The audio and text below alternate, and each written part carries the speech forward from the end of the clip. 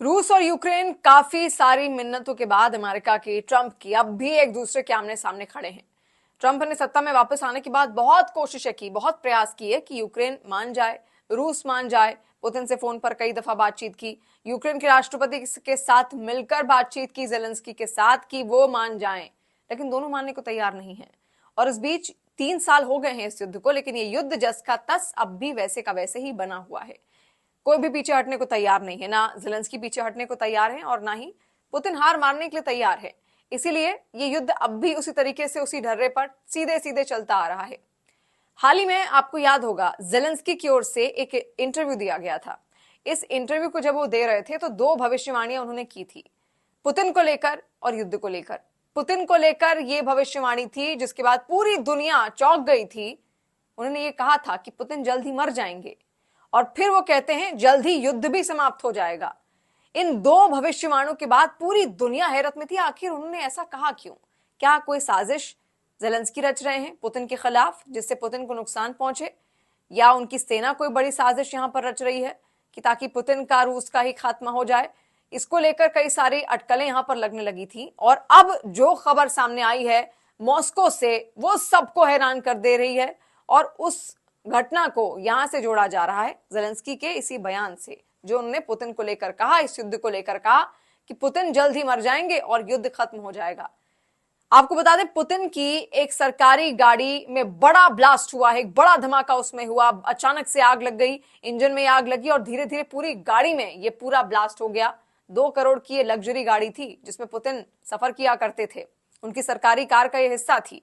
Limousine गाड़ी, जो कि पुतिन की लग्जरी गाड़ियों में से एक मानी जाती है, और इसके अलावा उन्होंने ये गाड़ी अपने कई दोस्त राष्ट्राध्यक्षों को भेजी भी है, गिफ्ट उनकी ओर से की गई है। उत्तर कोरिया के किम जोंग उनको भी उन्होंने अपनी ये गाड़ी गिफ्ट की है, और इसी वजह से माना जा रहा है कि ये क्या उनकी सुरक्षा में सेंध है, पुतिन की सुरक्षा में क्या सेंध लगाने की कोशिश यहां से की गई है। इसको लेकर अब तमाम सवाल दुनिया भर से उठने लगे हैं, और इसको सीधे जोड़कर देखा जा रहा है जेलेंस्की की उसी भविष्यवाणी के साथ कि आखिर इतने आत्मविश्वास के साथ जेलेंस्की ने उस वक्त कैसे कहा था उस इंटरव्यू में कि पुतिन जल्द ही मर जाएंगे। उनको कैसे पता कि पुतिन कब मरेंगे या कैसे मरेंगे, उनको आखिर कैसे पता? अब उसी से जोड़कर इस पूरी घटना को यहां पर देखा जा रहा है। हालांकि आपको ये बता दें कि उस वक्त पुतिन उस गाड़ी में मौजूद नहीं थे, लेकिन ये उन्हीं की सरकारी गाड़ी थी जिसमें एक रेस्टोरेंट के बाहर मॉस्को में अचानक से एक बड़ा ब्लास्ट होता है। दमकल कर्मी जब तक पहुंचते, रेस्टोरेंट से निकलकर लोगों ने उस आग को वहां पर बुझाया। हालांकि उस गाड़ी के अंदर आपको बता दें, उनके जो सरकारी जो कर्मचारी थे वो उस वक्त बैठे हुए थे, किसी को कोई नुकसान नहीं पहुंचा है, कोई भी हताहत इस पूरी घटना में वहां पर नहीं हुआ। लेकिन इसके बाद से तरह तरह के सवाल उठने लगे थे कि आखिर क्या जेलेंस्की कोई बड़ा मकसद लेकर चल रहे हैं, क्या वो नुकसान पहुंचाना चाहते हैं पुतिन को? और इसके बाद से खासतौर पर आपको ये भी बता दें, देखिए पुतिन की जो लाइफस्टाइल है वो कोई आम लाइफस्टाइल नहीं जीते हैं। सेफ हाउस में रहते हैं जब से युद्ध शुरू हुआ है, बचने के लिए, ताकि खुद को बचा सके, क्योंकि उनका सबसे बड़ा टारगेट इस वक्त देखिए जेलेंस्की की सेना का, यूक्रेन की सेना का पुतिन ही है, पुतिन की सेना है। तो ऐसे में खुद को, उनको सुरक्षित रखना, महफूज रखना बहुत जरूरी हो जाता है।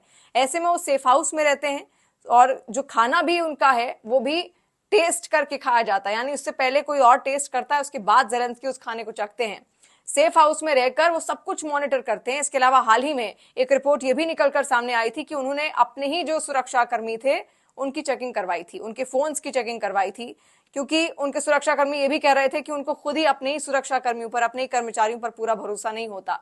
तो कई बार, कई दफा उन्होंने अपने ही कर्मचारियों की पूरी चेकिंग करवाई है, ताकि कोई उनके खिलाफ साजिश तो नहीं रच रहा, कोई बड़ी साजिश के तहत तो उनके साथ नहीं रह रहा, या उनकी डिटेल्स कोई कहीं किसी को ना पहुंचा दे। उसको लेकर भी बार बार वो उनकी चेकिंग यहां पर की जाती है। पुतिन के जो सुरक्षा कर्मी हैं, उनके जो सरकारी कर्मचारी हैं, उनको लेकर ये चेकिंग यहां पर की जाती है।